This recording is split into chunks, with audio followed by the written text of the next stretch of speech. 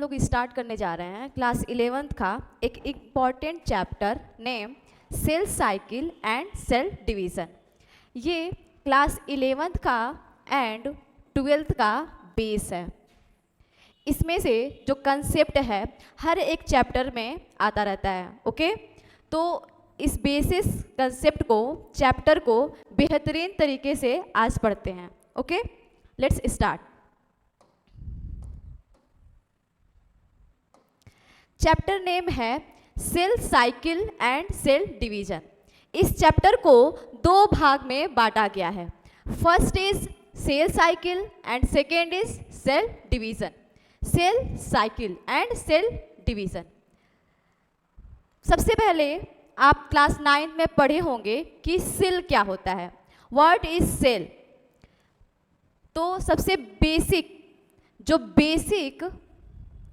Definition आता है हमारे माइंड में, cell is the structural and functional unit of our life. हमारे जीवन का संरचनात्मक एवं क्रियात्मक क्या है, इकाई है। ओके, सेल दो प्रकार का होता है, prokaryotic and eukaryotic. Prokaryotic cell and eukaryotic cell. Okay, prokaryotic cell and eukaryotic cell. Prokaryotic cell class 9th में हमें इसके बीच में डिफरेंस बताया गया होगा। Prokaryotic cell are nucleus not well develop and eukaryotic cell nucleus well develop. जो eukaryotic cell होते हैं उनके अंदर जो सेल ऑर्गेनेल्स होते हैं अच्छे तरीके से वेल डेवलप होते हैं, एंड प्रोकैरियोटिक सेल के अंदर जो ऑर्गेनेल्स होते हैं अच्छे तरीके से डेवलप नहीं होते हैं। उसके बाद से जो प्रोकैरियोटिक होते हैं राइबोसोम दोनों में पाया जाएगा, बट प्रोकैरियोटिक में 70S राइबोसोम पाया जाता है एंड यूकैरियोटिक में 80S राइबोसोम पाया जाता है। ये कुछ बेसिक डिफरेंस है prokaryotic cell and eukaryotic cell में। यहाँ पे इस चैप्टर में मेनली यूकैरियोटिक सेल की बात होगी, मेनली यूकैरियोटिक सेल की बात होगी। ओके, एंड जब क्लास 11th में बायोलॉजिकल क्लासिफिकेशन चैप्टर पढ़ेंगे उसमें बताया गया है कि यूकैरियोटिक में आते हैं एनिमल्स। 5 किंगडम क्लासिफिकेशन पढ़े होंगे आप, 5 किंगडम क्लासिफिकेशन। ओके, अच्छे से समझा रहे हैं आप लोग को।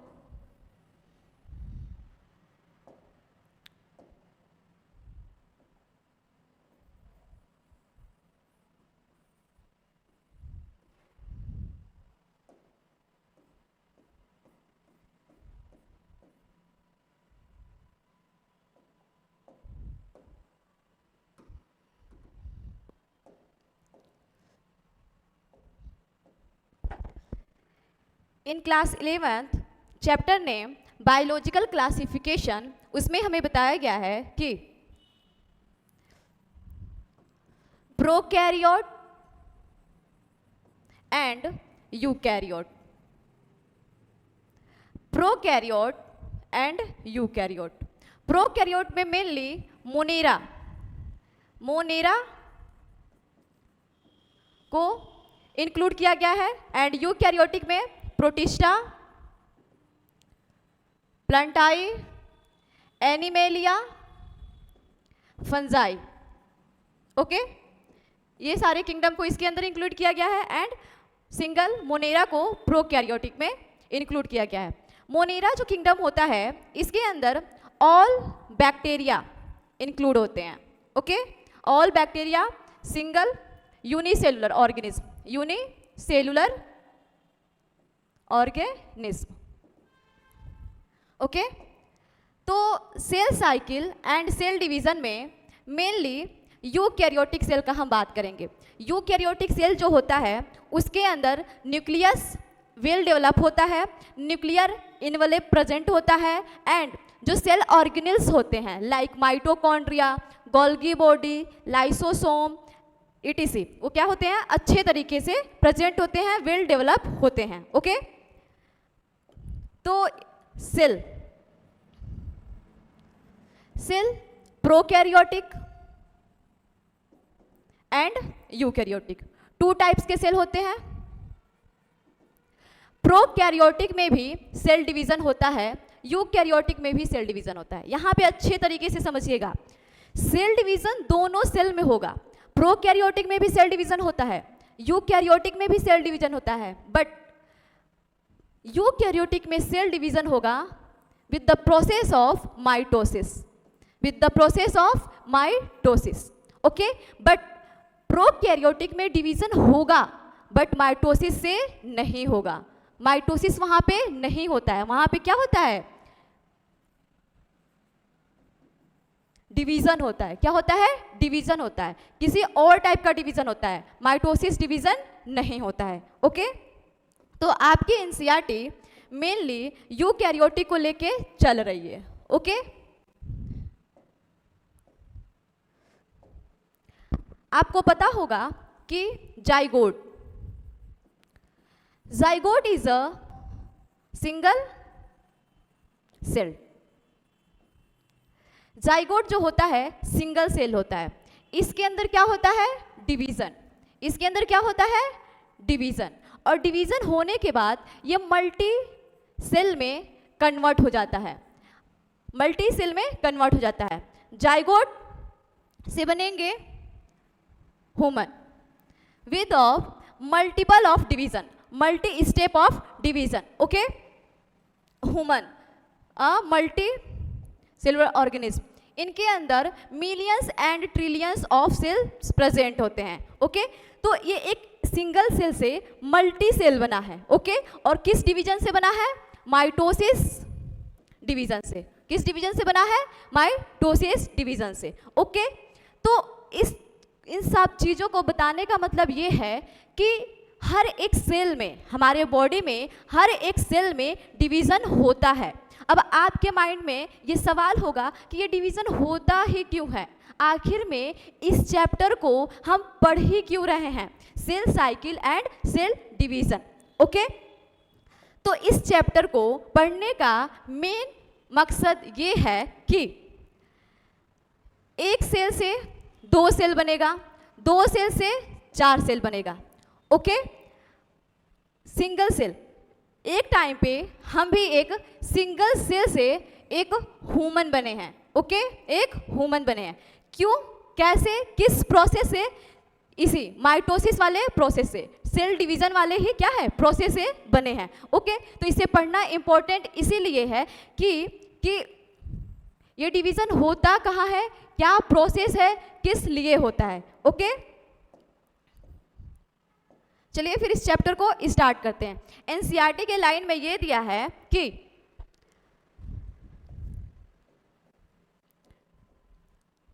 सेल से बनता है tissue,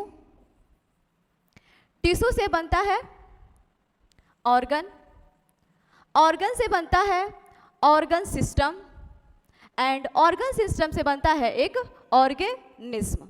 okay, single cell, okay, single cell से बना tissue, a group of cell.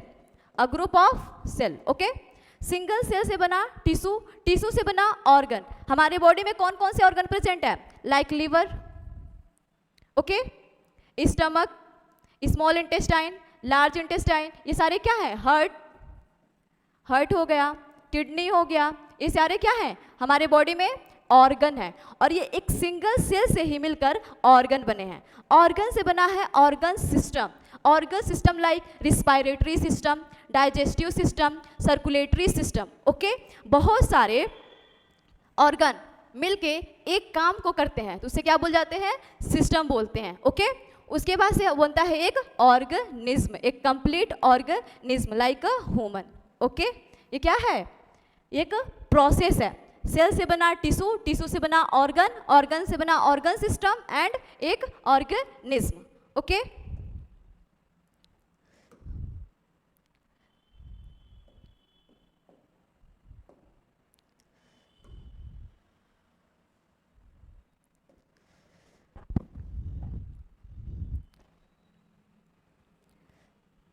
Cell cycle. पहले हम समझेंगे सेल साइकिल। अब आपके माइंड में आता होगा ये सवाल, साइकिल का मतलब ये होता है कोई भी प्रोसेस यदि एक जगह से स्टार्ट हो रहा है तो उसी जगह क्या होगा, खत्म होगा, तभी तो एक साइकिल बनेगा, तभी तो एक साइकिल बनेगा। ओके, तो इसको माइंड में आप रखिएगा। ओके, इसको आप माइंड में रखिएगा, ठीक है। डिफिनीशन, सेल साइकिल का हम डिफिनीशन समझते हैं। The sequence of events by which a cell duplicate its genome, synthesis the other constituent ingredient of the cell and eventually divide into two cells। एक सेल है, एक क्या है, सेल है। बोल रहा है ये सेल क्या करेगा, ग्रोथ करेगा।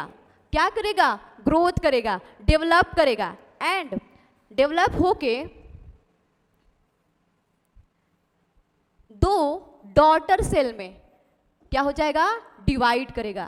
क्या हो जाएगा, डिवाइड करेगा। ओके, सेल आर क्या करेगा, पहले सेल ग्रोथ करेगा, ग्रोथ करने के बाद अपने अंदर जो भी क्या है इंग्रेडिएंट है, ओके, ऑर्गेनेल्स है, उसे क्या करेंगे, उसको भी क्या करेगा, डेवलप करेगा।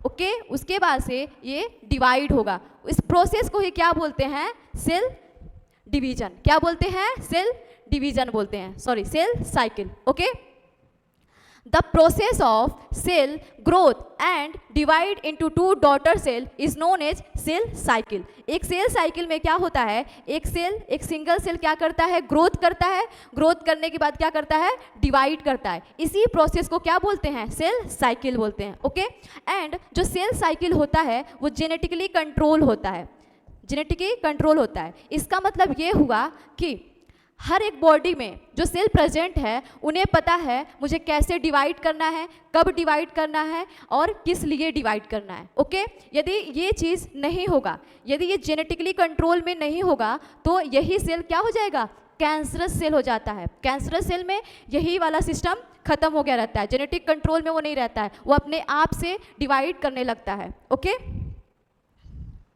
उसके बाद से आते हैं, देखिए यही डिफिनीशन है। सेल जो होगा सेल साइकिल में ही होता है। फर्स्ट स्टेप सेल ग्रोथ करेगा, उसके बाद से क्या करेगा, DNA replication, synthesis. Okay, cell पहले क्या करता है, ग्रोथ करता है, अपने डीएनए को क्या करता है, डबल करता है, उसके बाद से डिवीजन करता है, टू डॉटर सेल में क्या हो जाता है, कन्वर्ट हो जाता है। तो cell cycle, cell cycle, first cell क्या करेगा, ग्रोथ, सेकेंड अपने जीनोम को या बोल सकते हैं डीएनए को क्या करेगा, डबल करेगा, एंड थर्ड क्या हो जाएगा, डिवाइड करेगा। क्या हो जाएगा, डिवाइड करेगा। यही है क्या है, cell cycle. Cell cycle is the process of cell or growth, divide and sorry growth, DNA double and divide. यही क्या है, तीन प्रोसेस होता है सेल साइकिल में। ओके, नेक्स्ट आते हैं, सेल ग्रोथ कंटिन्यूअस प्रोसेस होता है। जो सेल है, सेल के अंदर जो ग्रोथ होता है, जो क्या होता है, डेवलपमेंट होता है, ग्रोथ होता है, वो एक कंटिन्यूअस प्रोसेस होता है। डीएनए रिप्लिकेशन या सिंथेसिस जो होता है वो केवल एक टाइम पे होता है, जैसे कि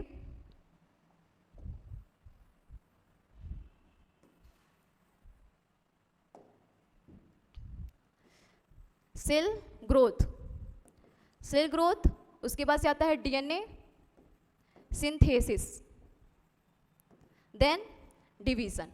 ओके,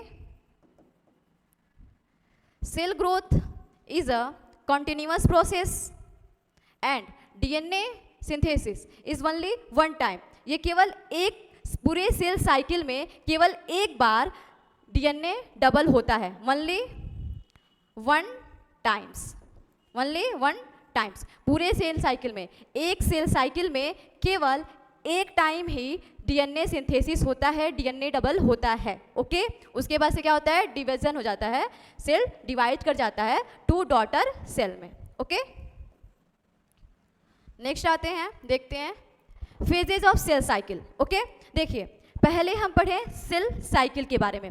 फर्स्ट रिकैप करते हैं, सेल ग्रोथ करेगा, डीएनए सिंथेसिस करेगा एंड डिवाइड करेगा, इसे बोलते हैं सेल साइकिल। ओके, एक और पॉइंट, जो सेल साइकिल होता है वो जेनेटिक कंट्रोल होता है। सेल ग्रोथ होता है वो एक कंटिन्यूअस प्रोसेस है। ओके, बट जो सेल डीएनए सिंथेसिस है, जो डीएनए डबल हो रहा है, जीनोम डबल हो रहा है, वो केवल एक सिंगल टाइम होता है।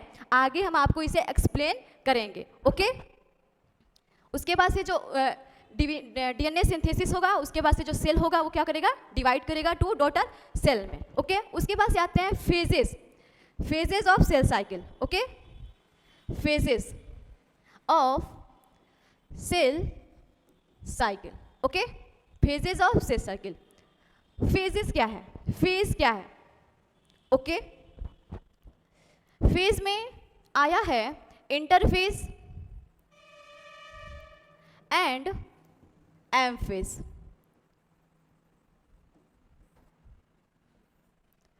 Interphase and M phase, changes को हम लोग फेज बोल दिए हैं। क्या बोल दिए हैं, चेंजेस, बदलाव को क्या बोले हैं, फेज, ओके।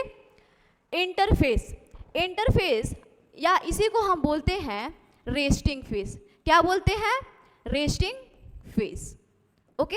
और इसे बोलते हैं माइटोसिस फेज। क्या बोलते हैं, mitosis phase.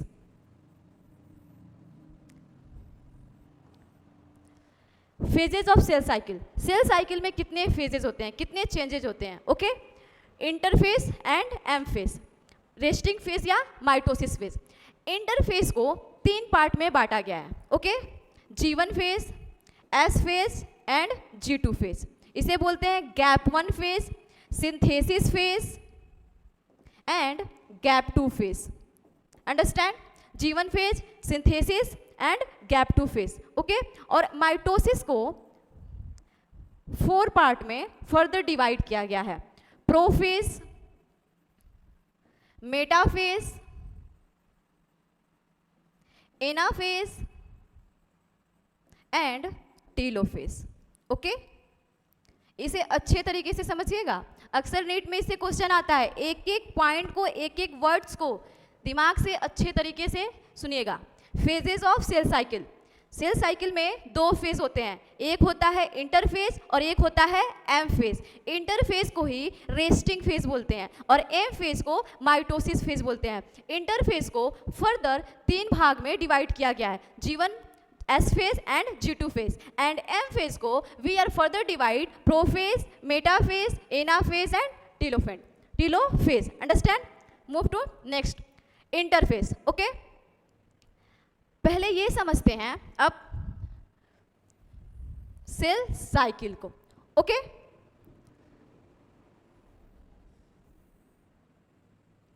This is M phase. क्या होता है ये, एम फेज। एंड ये जो क्या है, ये सारा इंटरफेज है, इंटरफेज, ओके। ये एक सेल साइकिल है, ओके। और इसे डिवाइड किया है 2 भागों में, इंटरफेज एंड एम फेज को, ओके। उसके बाद से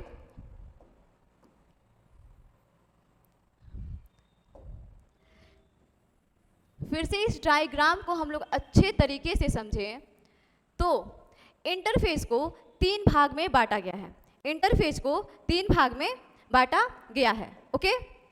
G1 phase, S phase and G2 phase, and this is M phase, okay. M phase को भी, M फेज को 4 भाग में बांटा गया है। पहला है prophase, metaphase, anaphase and telophase, okay.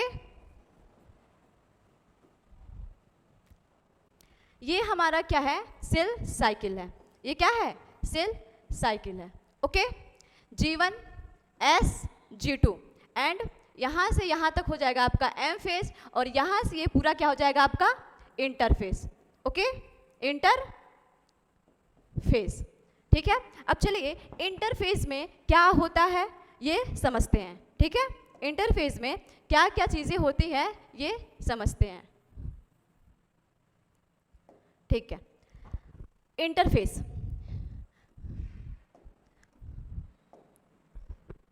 the time during which the cell is preparation for division by undergoing both cell growth and DNA replication in orderly manner. बोला जा रहा है कि जो इंटरफेज होता है इसके अंदर जो सेल है ये ऐसा समय है जिसके अंदर सेल अपने आप को प्रिपेयर करता है, अपने आप को तैयार करता है डिवीज़न के लिए। ओके जैसे कि यदि कोई कंपटीशन एग्ज़ाम है, कंपटीशन एग्ज़ाम सपोज डैट कि आज कितना है, समझ लीजिए 3 जून है। ओके तो कंपटीशन एग्ज़ाम 3 जून को है नीट का, बट नीट एग्ज़ाम को देने के लिए, नीट एग्ज़ाम अटेम्प्ट करने के लिए इसके पीछे हम 6 महीने, 10 महीने या 1 ईयर, 1 साल क्या करते हैं, प्रिपरेशन करते हैं, क्या करते हैं, तैयारी करते हैं ताकि हमारा एग्ज़ाम क्या करे, अच्छे से जाए। सेम इज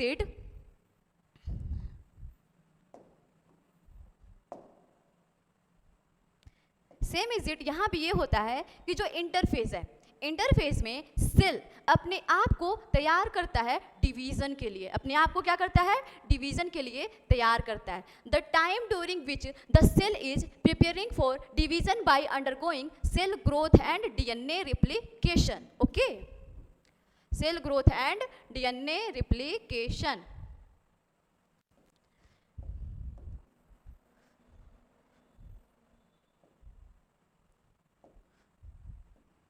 ओके इंटरफेस आपको सेल साइकिल बनाए थे।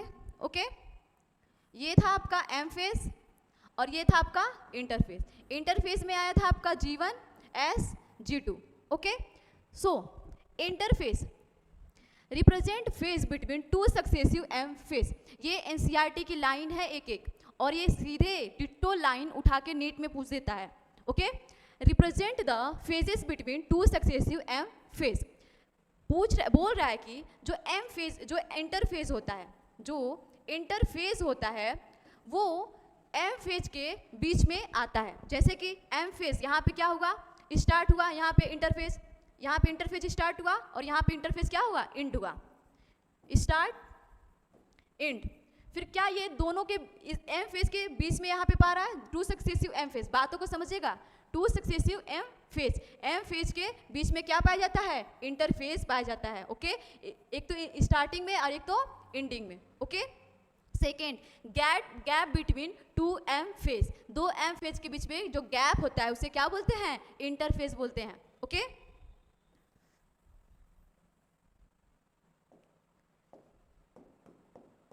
नेक्स्ट मूव करते हैं। देखिए अब इंटरफेस में टाइम ड्यूरेशन बहुत पूछ देता है और अक्सर एनसीईआरटी की लाइन है ये कि इन यूकैरियोटिक सेल जो टाइम लगता है सेल डिवीजन में। ओके जो सेल डिवीजन में टाइम लगता है वो क्या है, 24 आवर्स है। इसका मतलब ये है कि हमारे बॉडी में जो सेल्स प्रेजेंट हैं वो 24 घंटे में एक बार क्या करते हैं, डिवाइड करते हैं। एक बार क्या करते हैं, डिवाइड करते हैं। उसमें से यदि हम ये देखें कि जैसे कि ये एक सेल है, एग्जाम्पल लेते हैं, ये हमारे क्या है, चिक सेल है। ओके इसे क्या बोलते हैं, यहाँ चिक का सेल लेते हैं। ओके उसके बाद से उसे एग्जाम्पल में लेते हैं, तो यदि इस सेल को 24 घंटे लग रहे हैं डिवाइड करने में, 24 आवर, ये एक दिन में एक बार डिवाइड करता है। तो यदि इस 24 आवर को डिवाइड किया जाए कि किस फेज में कितने टाइम लगते हैं, तो आप देखेंगे कि 23 आवर्स लगे इंटरफेज में एंड ओनली 1 आवर्स लगे केवल एम फेज में, मतलब कि माइटोसिस फेज में। अब आप जानते हैं इंटरफेज को फर्दर डिवाइड किया है 3 फेजेस में, G1 phase, S phase and G2 phase. Understand? तो G1 फेज में लगे टोटल 11 आवर्स। यदि वैसे डिवाइड किया जाए तो S फेज में लगे 8 आवर्स एंड इसमें लगे 4 आवर्स। ओके, तो कहने का सिंपल सा ये मतलब है कि यदि हमारा सेल 24 आवर्स में एक बार डिवाइड कर रहा है तो उसमें से जो 23 घंटे हैं वो केवल कौन टेक कर रहा है? इंटरफेस। और केवल 1 घंटे में क्या हो रहा है? डिवीज़न का प्रोसेस हो रहा है।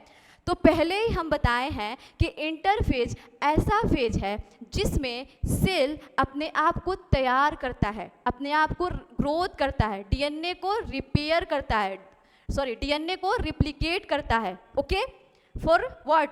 For M phase, for division. Okay, division के लिए। तो सबसे ज़्यादा टाइम किस में लगना चाहिए? जाहिर सी बात है, इंटरफेस में। तो इसमें तो आपको कोई कंफ्यूजन नहीं होगा। यदि क्वेश्चन पूछे कि किस में ज़्यादा टाइम लगता है तो इंटरफेस में। यदि इंटरफेस में भी पूछे कि जीवन में ज़्यादा लगता है, एस में लगता है कि G2 में, तो जीवन में सबसे ज़्यादा लगेगा। फिर किस में लगेगा? एस में। उसके बाद से किस में लगेगा? G2 में। ओके, ये सीरीज याद रखिएगा, अक्सर क्वेश्चन पूछता है। ओके,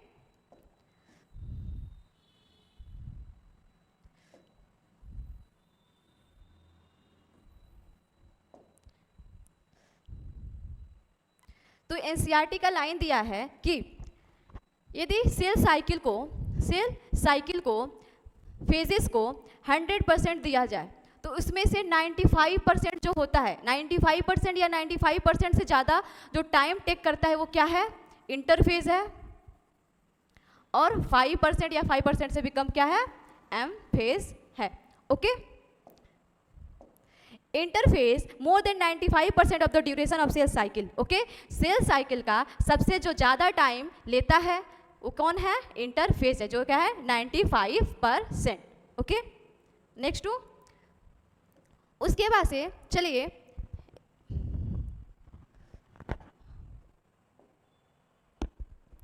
एक एक फेज को देख लेते हैं। ओके, हम पढ़े थे कि फेजेस को 2 पार्ट में डिवाइड किए थे, interphase and M phase. Okay, interphase को डिवाइड किए थे G1 phase, S phase and G2 phase, and M phase को डिवाइड किए थे prophase, metaphase, anaphase and telophase. Okay, चलिए एक एक को अब देखते हैं। फर्स्ट देखते हैं G1 फेज को। Okay, G1 phase, interval between mitosis, M phase and initiation of DNA replication. चलिए इस सेंटेंस को आपको अच्छे तरीके से बताते हैं। ये क्या है? सेल साइकिल है। ये क्या है? एम फेज है। ये क्या है? G1 है। ये है एस है और ये G2 है। ओके, इस फेज को बोलते हैं सिंथेसिस फेज, सिंथेसिस फेज या डीएनए क्या होता है? डुप्लीकेट होता है। ओके, तो G1 फेज को हम पढ़ रहे हैं, मतलब कि G1। ओके, तो बोल रहा है कि इंटरवल बिटवीन माइटोसिस, मतलब कि एक माइटोसिस और एक माइटोसिस के बीच में क्या होता है? इंटरवल होता है। G1 क्या है? And initiation of DNA replication. क्या G1 के बाद ही डीएनए रिप्लिकेशन इनिशिएट होता है, स्टार्ट होता है? एस फेज में क्या होता है? डीएनए रिप्लिकेशन क्या होता है? स्टार्ट होता है। तो इसी से समझिए, इस पे ज़्यादा ध्यान मत दीजिए, इस फिगर पे ज़्यादा ध्यान दीजिए। G1 phase is the initiation of DNA replication, initiation of DNA replication. तो बोल रहा है कि G1 जो होता है interval between mitosis phase and synthesis phase.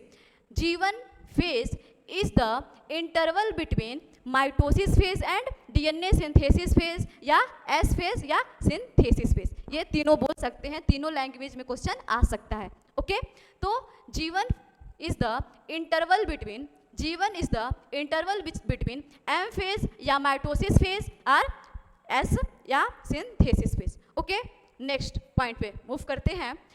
Enzymes or protein synthesis for replication.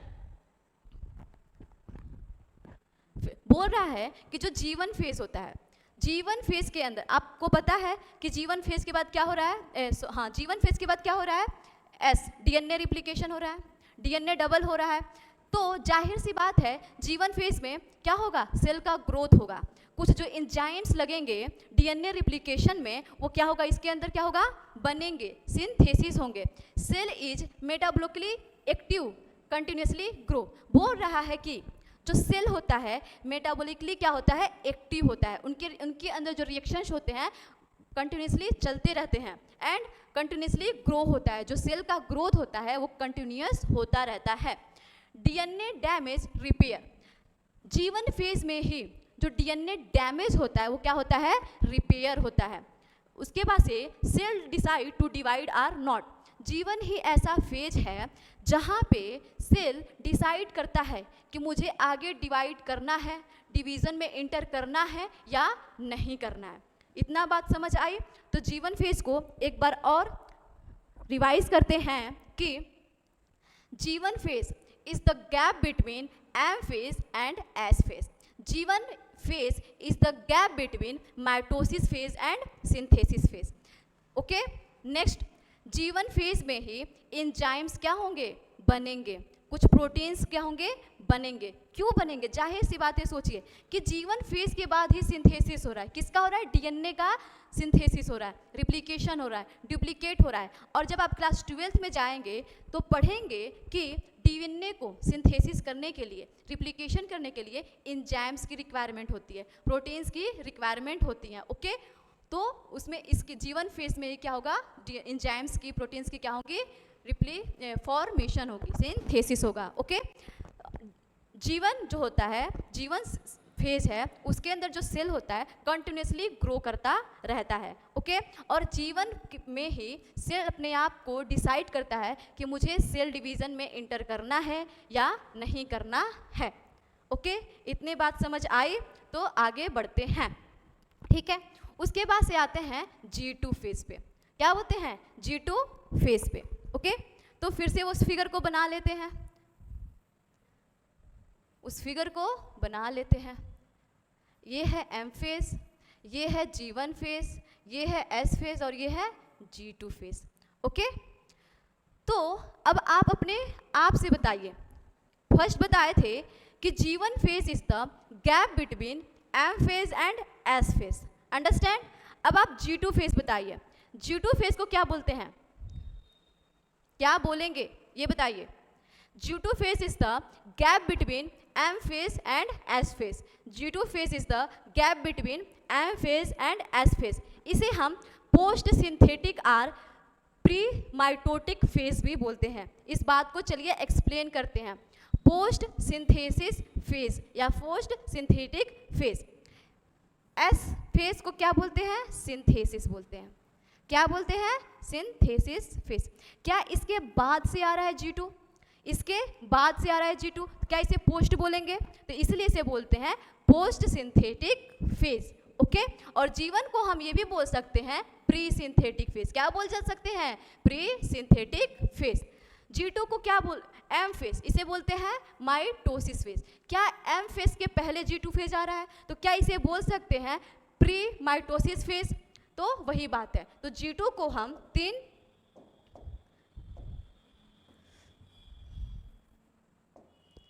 First gap between S and M phase.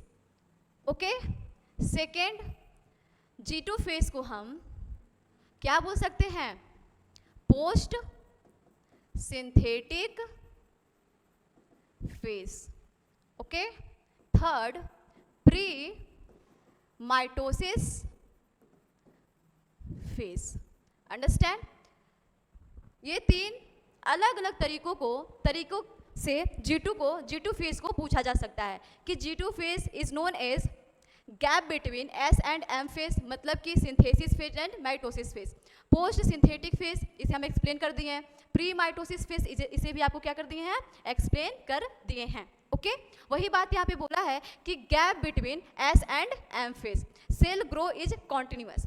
First thing आप अपने माइंड में रखिएगा कि G1 एंड G2 दोनों फेज में सेल का ग्रोथ कॉन्टिन्यूसली होता है, ये अपने माइंड में जरूर रखिएगा। ओके, कंफ्यूज मत होइएगा कि G1 phase and G2 phase में, बोथ फेज में सेल ग्रोथ क्या होगा, कॉन्टिन्यूस प्रोसेस होगा। नेक्स्ट पॉइंट पे आते हैं, protein synthesis occur in preparation for mitosis.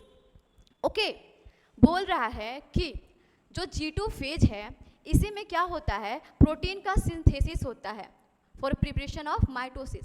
अब आपको पता है कि जो माइटोसिस फेज है उसी में क्या होगा, डिवीजन होगा, वही क्या है, डिवीजन होगा। इंटरफेस मतलब कि G1 phase, S phase and G2 phase, ये सारे क्या है, डिवीजन करने के लिए क्या कर रहे हैं, तैयारियां कर रहे हैं। क्या कर रहे हैं, तैयारियां कर रहे हैं। तो G2 फेज क्या तैयारी कर रहा है कि प्रोटीन का सिंथेसिस कर रहा है फॉर माइटोसिस। और यहाँ पे मेनली एक प्रोटीन का फॉर्मेशन होता है, ट्यूबुलिन प्रोटीन। क्या होता है, ट्यूबुलिन प्रोटीन, वो जो क्या करता है, स्पिंडल फाइबर बनाने में मदद करता है। अब आगे आपको समझाएंगे कि ये ट्यूबुलिन प्रोटीन क्यों बना है, स्पिंडल फाइबर क्या है और इसका काम क्या है सेल डिवीजन में। ओके, उसके बाद से बोल रहा है कि synthesis of some organelles, mitochondria, plastid. बोल रहा है कि G2 फेज में कुछ ऑर्गेनेल्स के भी क्या होते हैं, सिंथेसिस होते हैं, लाइक माइटोकॉन्ड्रिया एंड प्लास्टिड। आप जानते हैं कि mitochondria for what, energy, plastid for what, इसका भी क्या है, यूजेस हैं। ओके, सो G2 फेज पे फिर से आते हैं, G1 फेज पे पहले रिवाइज करते चलते हैं। G1 phase, gap between M phase and S phase. Understand, G1 phase क्या था, gap between M phase and S phase, and G2 gap between S phase and M phase.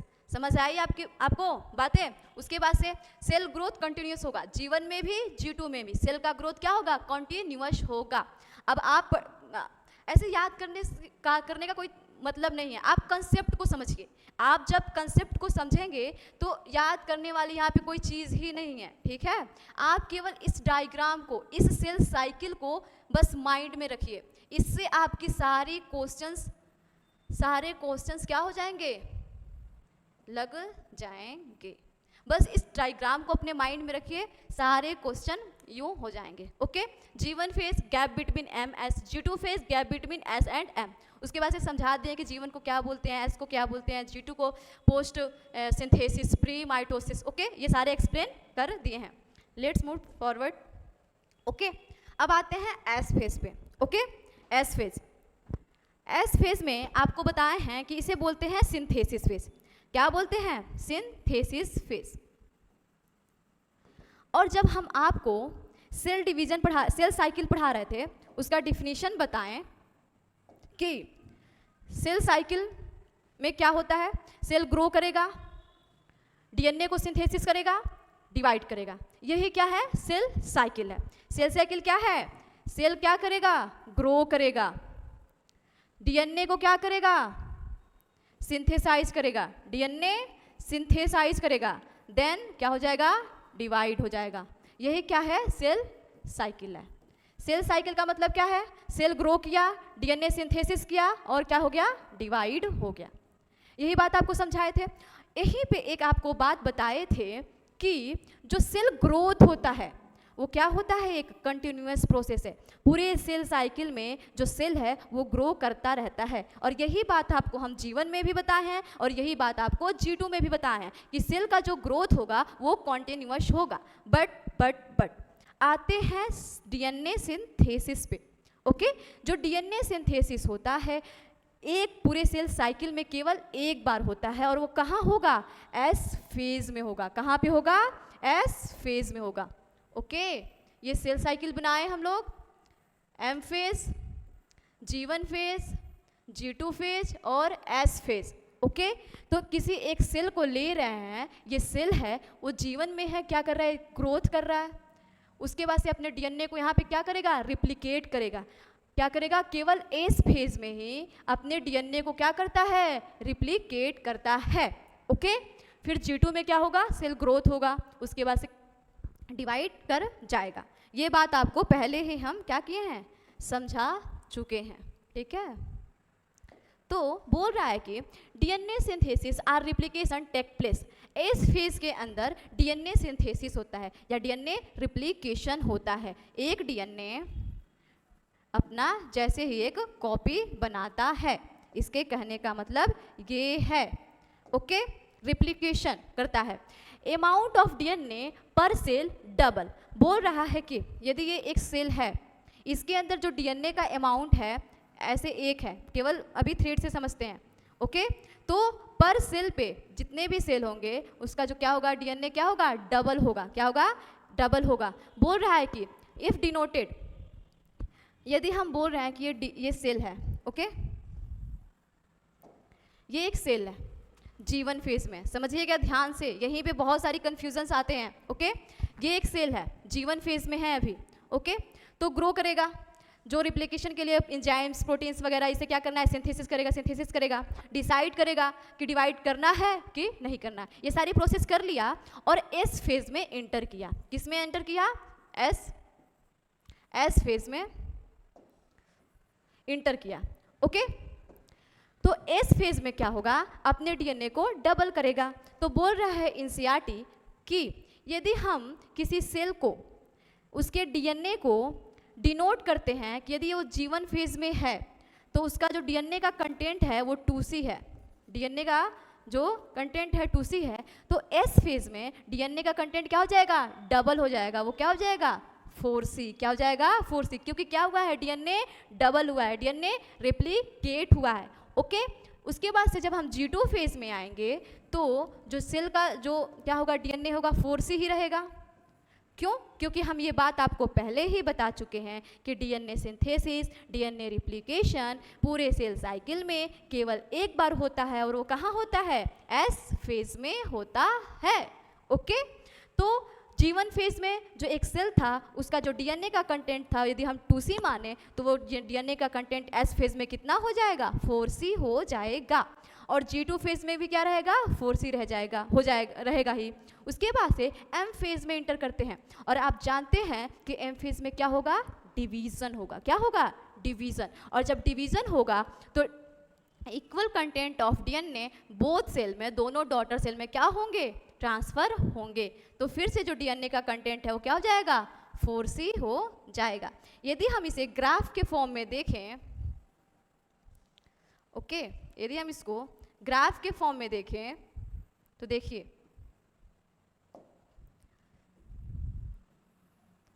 यदि आप इसे यहाँ पे फेजेस लीजिए और यहाँ पे डीएनए कंटेंट लीजिए। ओके, तो G1 का बात करें, S का, G2 का एंड M का, तो G1 में क्या होगा, यहाँ पे 2C है, यहाँ पे 4C है। ओके, G1 में क्या है, 2C है, क्या है, यहाँ पे क्या हो गया, 4C, फिर G2 में भी 4C ही रहेगा, फिर उसके बाद से M फेज में क्या आ जाएगा, 2C ही हो जाएगा। ओके, तो ये क्या है, डीएनए कंटेंट है एंड फेजेस के बीच में क्या है, ग्राफ है। इससे ये पता चल रहा है कि सिंपल सा यही क्वेश्चन आएगा कि G1 फेज में डीएनए कंटेंट कितना होता है, 4 ऑप्शन दे देगा, उसे लगाना रहेगा। तो बस आप एक बात याद रखिए कि एस फेज में क्या होता है, डीएनए सिंथेसिस होता है, वहीं पे डबल होगा। और एस फेज में यदि 2C है G1 में तो 4C हो जाएगा। उसके बाद से क्या हो जाएगा, G2 में भी क्या रहेगा, 4C, M में फिर से क्या हो जाएगा, 2C। क्यों 2C होगा उसे आगे बताया है, क्योंकि डिवाइड होगा, एक सेल है, इसमें डिवीजन होगा, 2 सेल बनेंगे तो 2C। ओके, बट यहाँ पे एक और बात एनसीईआरटी बोल रहा है कि यहाँ पे केवल डीएनए डबल होगा, क्रोमोसोम डबल नहीं होंगे। क्या होंगे, क्रोमोसोम डबल नहीं होंगे। यहाँ पे केवल डीएनए डबल होगा, क्रोमोसोम डबल नहीं होंगे। ठीक है, यहाँ पे देखिए एस फेज में शुरू से देख लेते हैं। एस फेज को बोलते हैं synthesis phase.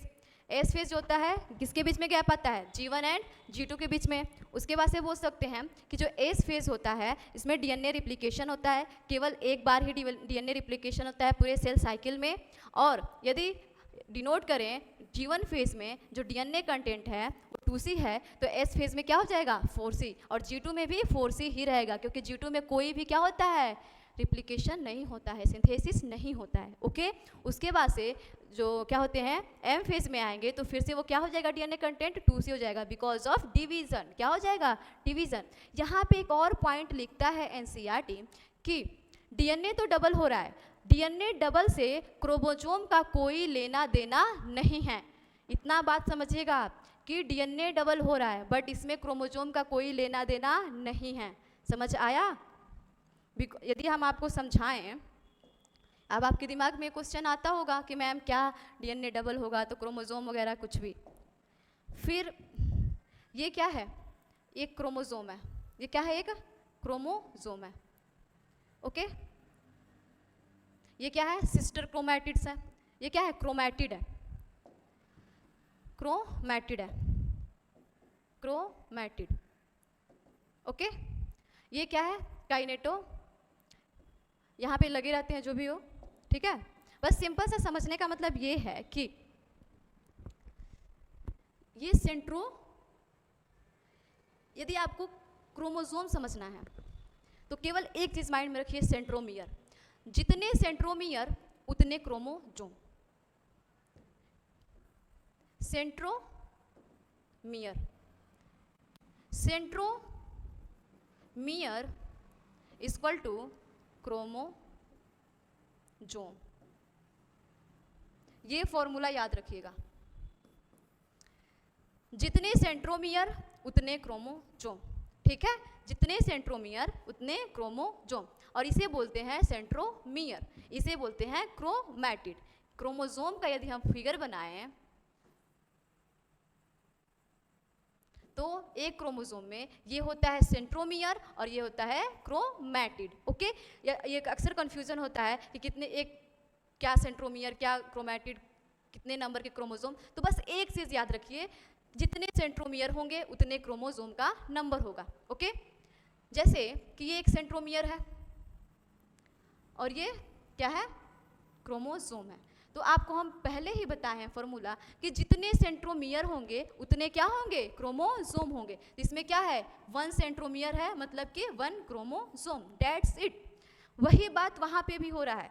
G1 phase, S phase, G2 phase and M phase. ध्यान से समझिएगा, G1 फेज में डीएनए का रिप्लिकेशन हुआ नहीं है, तो सपोज कीजिए हमारा जो डीएनए होगा वैसे तो वो पूरे तरीके से तो होगा नहीं, थ्रेड के फॉर्म में होगा, क्रोमेटिन के फॉर्म में। बस वैसे समझाने के लिए बता रहे हैं आपको कि ये ऐसे होगा। इसका डीएनए क्या है? डबल नहीं हुआ है। ओके, थ्रेड के जैसा है, ऐसे समझ लीजिए। इसी में कहीं होगा सेंट्रोमियर। एस फेज में क्या होगा? डिवाइड होगा। क्या होगा? डिवाइड होगा। ओके, फिर यहाँ पे भी क्या होगा? यही वाला फॉर्म रहेगा। फिर यहाँ पे क्या हो जाएगा? डिवीजन हो जाएगा। समझ रहे हैं आप? तो बातों को समझिए यहीं से, तभी आपको समझ आएगा कि G1 फेज में ये डीएनए था, ये क्रोमोसोम था। ओके, तो क्रोमोसोम इसमें भी एक है, क्रोमोसोम इसमें भी एक है, और क्रोमोसोम इसमें भी एक है, क्रोमोसोम इसमें भी एक है, क्रोमोसोम इसमें भी एक है। तो क्या नंबरिंग क्रोमोसोम का चेंज हो रहा है? ये ध्यान से समझिएगा। ये अक्सर नीट में क्वेश्चन पूछता है कि डीएनए तो डबल हुआ है, क्या क्रोमोसोम का नंबर भी डबल हुआ है? अक्सर बच्चे कंफ्यूज हो जाते हैं। तो क्रोमोसोम, डीएनए डबल हुआ है, क्रोमोसोम डबल नहीं हुआ है। पहले एक फॉर्मूला बता दिया है कि एक सेंट्रोमियर एक क्रोमोसोम। क्रोमैटिड डबल हुए हैं। क्या हुए हैं? क्रोमैटिड। और इसे क्या बोलते हैं? Sister chromatids. क्या बोलते हैं इसे? Sister chromatids. अंडरस्टैंड? चलिए आगे चलते हैं, आगे देखते हैं। वही एक और पॉइंट बताया गया इसके अंदर कि जो एस फेज होता है, सिंथेसिस फेज होता है एनिमल सेल के अंदर। अब एनिमल सेल की बात हो रही है। डीएनए रिप्लिकेशन इन न्यूक्लियस बोल रहा है। जब आप क्लास 12th में जाएंगे और मॉलिक्यूलर वाला चैप्टर पढ़ेंगे, उसमें अच्छे तरीके से बताया गया है कि डीएनए रिप्लिकेशन होता क्या है, जो भी हो, ट्रांसपोर्टेशन जो भी हो, प्रोटीन का सिंथेसिस कहाँ होता है, कब होता है, किस लिए होता है डीएनए रिप्लिकेशन, ये सारी चीज़ें बताई गई हैं। ठीक है, तो बोल रहा है कि एनिमल सेल में जो डीएनए का रिप्लिकेशन होता है, यदि ये एक सेल है, समझिएगा ध्यान से कि एक सेल है, सेल के अंदर क्या पाया जाता है? न्यूक्लियस। क्या पाया जाता है? न्यूक्लियस। ये क्या है? सेल है। तो डीएनए रिप्लिकेशन एनिमल सेल के अंदर कहाँ होगा? न्यूक्लियस के अंदर होगा। डीएनए रिप्लिकेशन कहाँ होगा? एनिमल सेल के अंदर, न्यूक्लियस में होगा। And centriole duplicate in cytoplasm. और आप जानते हैं कि ये सेल का क्या है? साइटोप्लाज्म है। क्या है? साइटोप्लाज्म है। तो दो चीज़ें बस याद रखनी है कि DNA replication in animal cell कहाँ होता है? न्यूक्लियस में। एंड सेंट्रियोल का क्या होता है? डुप्लीकेशन कहाँ होता है? साइटोप्लाज्म में। क्वेश्चन पूछ देता है। ओके, चलिए और क्या बोल रहा है, एनिमल सेल में क्या होता है, हिस्टोन प्रोटीन का क्या होता है, सिंथेसिस होता है एस फेज में ही। बोल रहा है कि एस फेज में ही हिस्टोन प्रोटीन का सिंथेसिस होता है। जब आप क्लास 12th में जाएंगे तो पता चलेगा हिस्टोन प्रोटीन क्या होता है, हिस्टोन प्रोटीन का काम क्या है। ओके, चलिए चेक पॉइंट्स प्रेजेंट होते हैं कहाँ कहाँ पे, ये भी देख लेते हैं। ओके, फिर cell cycle check points. Okay, चलिए बना लेते हैं अपना वही ओल्ड इज गोल्ड वाला फिगर, एम फेज। इस फिगर को तो आपको यदि आधी रात में भी कोई जगाए तो माइंड में चलनी चाहिए, समझ आ रहा है, क्योंकि इस चैप्टर का माई बाप है ये। G1, S and G2। Okay, तो बोल रहा है कि G1 और S के बीच में एक चेक पॉइंट प्रेजेंट होता है। एक क्या प्रेजेंट होता है, चेक पॉइंट। अब नाम से ही पता लग रहा है चेक पॉइंट्स, मतलब ऐसा कोई बैठा होगा जो चेक करने वाला होगा कि कुछ गड़बड़ी तो नहीं है। ओके, S और G2 फेज में कोई चेक पॉइंट नहीं प्रेजेंट होता है, और G2 और M में भी एक चेक पॉइंट्स प्रेजेंट होते हैं। इतना बात समझिएगा, क्वेश्चन पूछ लेता है तो सिंपल सी 2 चीज़ें याद रखनी है आपको कि G1 और S के फेज में चेक पॉइंट्स प्रेजेंट होता है। जाहिर सी बात है चेक पॉइंट्स प्रेजेंट होना भी चाहिए। ओके, क्यों होना चाहिए, ये चेक पॉइंट्स ये पता करता है कहीं डीएनए डैमेज तो नहीं है, कहीं डीएनए डैमेज तो नहीं है इसका। यदि डीएनए डैमेज हुआ वही सेल साइकिल में गया और क्या होगा फिर, सारा गड़बड़ी। ओके, तो चेक पॉइंट्स प्रेजेंट होते हैं चेक करने के लिए कहीं गड़बड़ी तो नहीं है, कोई कुछ कमी तो नहीं है सेल के अंदर। यदि कुछ कमी होगा तो क्या करेगा, वो सेल डिवीजन में इंटर ही नहीं करेगा। ठीक है, उसके बाद से G2 और S में कोई चेक पॉइंट्स प्रेजेंट नहीं होते। उसके बाद से कहाँ प्रेजेंट होते हैं, G2 और M फेज में। यहाँ पे भी चेक पॉइंट्स प्रेजेंट होते होंगे कि जो एंटर फेज हुआ है इसमें कुछ गड़बड़ी तो नहीं है, डीएनए रिप्लिकेशन में कुछ गड़बड़ी तो नहीं है, कोई मतलब कि सेल ग्रोथ में कोई गड़बड़ी तो नहीं है। ओके, तो ये चेक पॉइंट्स प्रेजेंट होते हैं फॉरवर्ड, किस लिए, डैमेजेस को देखने के लिए। उसके बाद से एक आता है क्वासिएंट फेज। कौन सा फेज, क्वासिएंट फेज, जिसे अब बोलते हैं G0 फेज। क्या बोलते हैं, G0 फेज। चलिए अपना पुराना डायग्राम बनाते हैं, M, G1, S and G2। ठीक है, तो यहाँ पे होता है G0 फेज। कहाँ पे क्या होता है, G0 फेज, जिसे बोलते हैं क्वासिएंट फेज, या इसे ये भी बोलते हैं इनएक्टिव स्टेज। क्या बोलते हैं, inactive state. Cell exist the G1 phase to enter this state. यदि क्या बोल रहा है कि जो सेल होता है एग्जिस्ट करता है G1 फेज में जाने के लिए, मतलब कि वो इंटर ही नहीं करेगा G1 फेज में। अब क्यों नहीं करेगा, चलिए ये देख लेते हैं। ठीक है, क्वासिएंट फेज।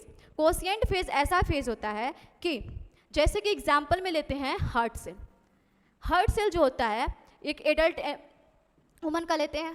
ठीक है, जो हार्ट सेल्स होते हैं वो पूरी जीवन डिवाइड नहीं करते हैं, वो डिवाइड करता है जब वो अपने आप को पूरे सेफ साइज में ग्रोथ कर लेता है, अपना मैक्सिमम साइज अचीव कर लेता है, तो वो क्या करता है, सेल डिवीज़न नहीं करता है। वो सेल डिवीज़न नहीं करता है, और जब वो सेल डिवीज़न नहीं करेगा तो सेल डिवीज़न में इंटर भी तो नहीं करेगा, और उस जब इंटर नहीं करेगा तो क्या उस हार्ट सेल को क्या बोलेंगे, ये किस फेज में है, इनएक्टिव फेज में है। क्या बोलेंगे, इनएक्टिव फेज में है, या इसे क्या बोलेंगे, क्वासिएंट फेज या G0 फेज। क्वासिएंट फेज, क्वासिएंट फेज ऐसा फेज होता है जिसमें जो सेल होता है मेटाबॉलिकली एक्टिव होता है। ओके, और ज़रूरत पड़ने पे ये सेल डिवीज़न में इंटर करता है। ओके, ओकेजनली ज़रूरत पड़ने पे सेल डिवीज़न में इंटर करेगा। ओके, इसका एग्जाम्पल हो जाएगा आपका हार्ट सेल। हार्ट सेल्स जो होते हैं ज़रूरत पड़ने पे डिवाइड करेगा, वरना जब उसका मैक्सिमम अचीवमेंट साइज हो जाएगा तो वो डिवाइड नहीं करेगा। Okay, many other cells that divide only occasionally when needed due to injury or cell death.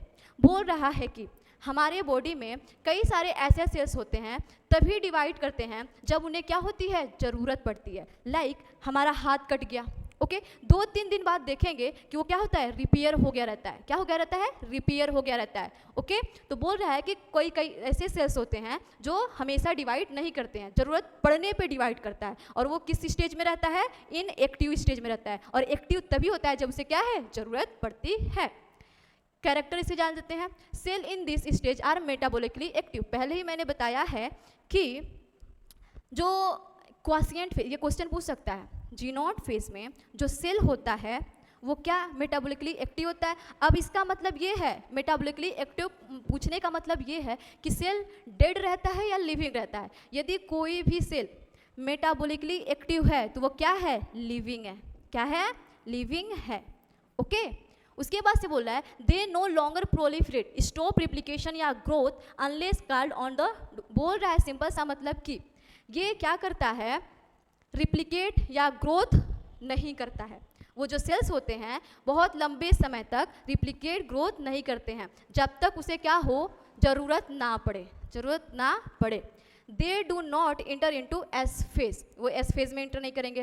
Proliferation growth ceases depending on their requirement of the organism. बोल रहा है कि जब ऑर्गेनिज्म को रिक्वायरमेंट होगी तो सेल क्या करेगा, फिर से क्या करेगा, ग्रोथ करेगा, रिपेयर करेगा, ओके, एंड डिवीजन में इंटर करेगा। तो सिंपल सी मतलब सारे बातों को एक बार में समझ लेते हैं। सेल साइकिल जो होगा, नेक्स्ट देख लेते हैं, कुछ और नहीं ना, फिर अच्छे से पूरा देखिए। पहले रिकैप कर देते हैं, ओके एक बार।